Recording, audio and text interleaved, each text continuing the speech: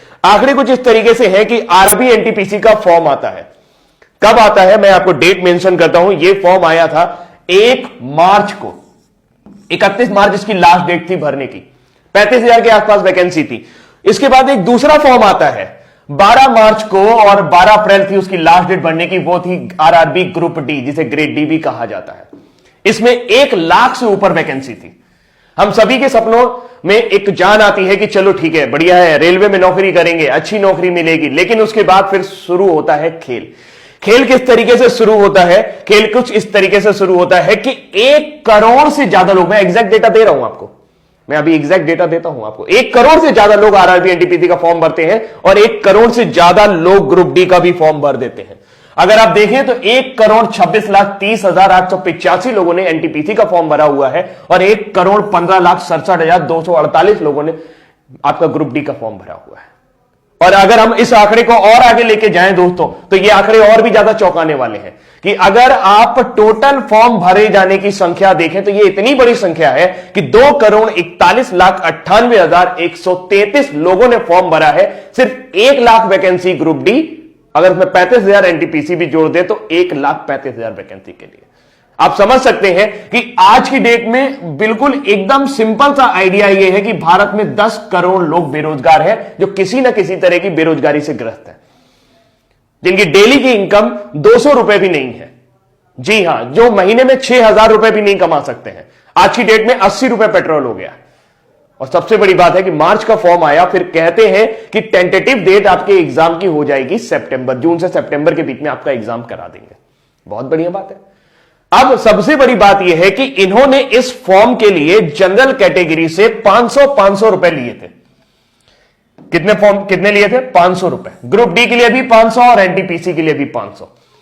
अगर मैं मान लेता हूं सारे जनरल लोगों ने भरा होगा तो यह मैक्सिमम अमाउंट पहुंचता है 1200 करोड़ रुपए, 1,200 करोड़ रुपए। अगर मैं मान लेता हूं कि सारे के सारे कैटेगरी वाले लोगों ने फॉर्म भरा होगा जिनके फॉर्म की फीस 250 रुपए थी, तो यह आंकड़ा पहुंचता है जस्ट हाफ 600 करोड़ रुपए। लेकिन ऐसा होगा नहीं कि सारे जनरल ने भरा हो, सारे एससी ने भरा हो या सारे कैटेगरी वाले लोगों ने भरा हो। तो मैं एक आंकड़ा मान लेता हूं कि कम से कम सरकार के पास 1,000 करोड़ रुपए के आसपास होना चाहिए, जो उनके पास मार्च और अप्रैल 2019 के दौरान आया था। मार्च अप्रैल 2019 बीते हुए लगभग 1 साल होने जा रहा है, फरवरी आने वाली है और एग्जाम की डेट का अभी भी कोई पता नहीं। मेरा दिमाग तब खराब हुआ या मुझे गुस्सा तब आई जब कई सारे मेरे स्टूडेंट जो मुझसे पढ़ रहे थे वो ये कल कह रहे थे कि सर एग्जाम का पता ही नहीं चल रहा कि कब होगा, क्या करें, आत्महत्या कर लें क्या? दोस्त, कमजोर नहीं होना, हम आत्महत्या नहीं करेंगे। क्यों करेंगे भाई आत्महत्या? हमारे जो 500 रुपए हैं, जो 250 रुपए हैं, वो इन लोगों ने दे रखे हैं और 1,000 करोड़ रुपए इनके पास है और ये एक वेंडर डिसाइड नहीं कर पा रहे हैं। इनको एक वेंडर नहीं मिल रहा जो एग्जाम कंडक्ट करा सके। धारा 370 हटानी होती है, 1 दिन में हट जाता है। एनआरसी सीए लाना होता है, 1 दिन में आ जाता है। 2 करोड़ लोगों की जिंदगी का सवाल है यार। 2 करोड़ लोग इस आस में जुड़े हुए हैं। मैं जानता हूं कि 2 करोड़ लोगों को वैकेंसी नहीं मिलेगी, लेकिन उनको कम से कम एक जीवन का पड़ाव तो खत्म होगा। जो दिन भर वो टेंशन में रहते हैं कि तैयारी करनी है, तैयारी करनी है, तैयारी करनी है। दुनिया भर के कोचिंग वाले, दुनिया भर के चैनल वाले सब उनको बेवकूफ बनाने की कोशिश कर रहे हैं और लगातार उनसे पैसे ऐंठ रहे हैं। एक बैच शुरू होता है, फिर दूसरा बैच शुरू होता है, फिर तीसरा बैच शुरू होता है। बैच खत्म होने का नाम नहीं ले रहा है और नौकरी आने के नाम नहीं ले रही। क्या आपकी कोई जिम्मेदारी नहीं बनती है? नेताजी, मैं आपसे ही कह रहा हूं, यह वीडियो इतना शेयर करना कि नेताजी तक पहुंच जाए। क्या आपकी कोई जिम्मेदारी नहीं बनती है कि 2,41,00,000 लोगों के ऊपर आप ध्यान दें? यह संख्या आपके लिए मायने नहीं रखती है और आपके लिए नहीं मायने रखती तो ये 1,000 करोड़ रुपए का आप कर क्या रहे हैं? ये किसी घोटाले से कम है क्या? किसी भी बैंक में डाल दोगे, घटिया से घटिया बैंक में भी अगर 1,000 करोड़ रुपए डाल दोगे तो वो बैंक जिंदा हो जाएगा। पूरे देश की आबादी सिर्फ 137 अरब है। मैं सिर्फ इसलिए बोल रहा हूं क्योंकि 1,000 करोड़ रुपए अगर आप उनको भी बांटना शुरू करेंगे तो कई लोगों के जीवन सुधर जाएंगे। और आपको क्या लगता है जिन्होंने ये 500 रुपए दिए वो बहुत अमीर घर से आते हैं? उनके घर में BMW खड़ी है, उनका बड़ा सा मकान है? जी नहीं, वो कभी भी आरआरबी ग्रुप डी और एनटीपीसी की नौकरी करने नहीं आएंगे। ये वो लोग हैं जो तिल तिल करके तैयारी कर रहे हैं, अपनी मेहनत खून पसीने की कमाई से तैयारी कर रहे हैं, वो पैसा देने की कोशिश कर रहे हैं। अब हम क्या कर सकते हैं? हम कुछ नहीं कर सकते। क्यों नहीं कर सकते? क्योंकि हम सिस्टम में नहीं है, आप सिस्टम में हैं। मुझे नहीं लगता कि आपके पास ऐसी कोई वजह है जिसकी वजह से आप एक वेंडर डिसाइड नहीं कर पा रहे। आप हर 3 महीने बाद एक बहाना बना देते हैं कि हमें वेंडर नहीं मिल रहा। अरे वेंडर नहीं मिल रहा तो ये 500 रुपए आपने कैसे डिसाइड किए? आपने कैसे डिसाइड कर लिया कि एक लड़के का खर्चा 500 रुपए आएगा? क्या वेंडर 500 रुपए से ज्यादा नहीं ले सकता आपसे? सिर्फ सोची समझी रणनीति है। मार्च में आपको यह पैसा मिला है, 1000 करोड़ रुपए आपके बैंक में पड़ा है और आप एक वेंडर डिसाइड नहीं कर पा रहे। 1000 करोड़ रुपए बहुत होता है।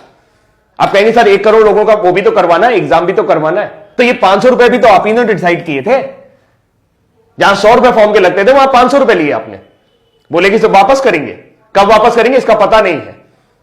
आप सिर्फ और सिर्फ बिजनेस कर रहे हैं और इस 1000 करोड़ रुपए को घुमा रहे हैं। ये जनता का पैसा है और जनता जवाब मांगेगी आपसे। दोस्त नेताजी आप भी ध्यान से सुन लीजिए, जो लोग भी ये वीडियो देख रहे हैं भाई, अगर उनको मेरी बात सही लग रही हो या लग रही हो, मेरी बात सही लग रही हो या लग रही हो, लेकिन बात है सच्ची।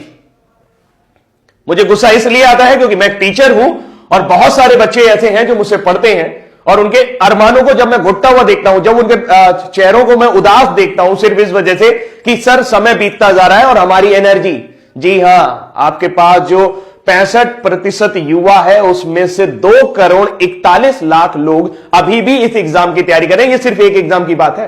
एसएससी के साथ भी आपने यही किया था। लोगों के एक साल आपने बर्बाद कर दिया और इस तरीके के कई साल आप बर्बाद कर रहे हैं। उत्तर प्रदेश में एक वैकेंसी और लटकी पड़ी है 69,500, उसमें भी कोर्ट केस चल रहा है। अरे जब नौकरी देनी नहीं होती तो निकालते क्यों है यार? क्यों मजाक करते हो हमारे साथ?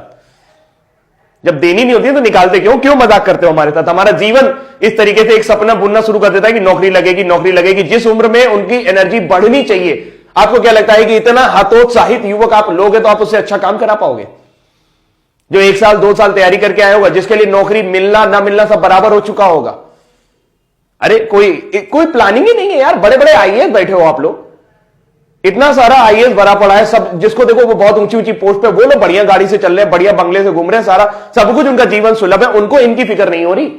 किसी को इनकी फिक्र नहीं हो रही। 2 करोड़ लोग, ओ माय गॉड, इतनी बड़ी जनसंख्या है 2 करोड़, कुछ कहने को नहीं। अगर अपने दम पर आ जाएगी ना तो आप परेशान हो जाओगे, आपका सिस्टम मिल जाएगा पूरा। बहुत बुरा है, बहुत बुरा है। भावुक हूं मैं, बहुत ज्यादा बुरा है। अभी के लिए इतना ही रखता हूं, लेकिन उम्मीद करता हूं कि मैसेज आपको मिल गया होगा। इस वीडियो को इतना ज्यादा शेयर करिएगा कि सबके पास तक पहुंच जाए, खासकर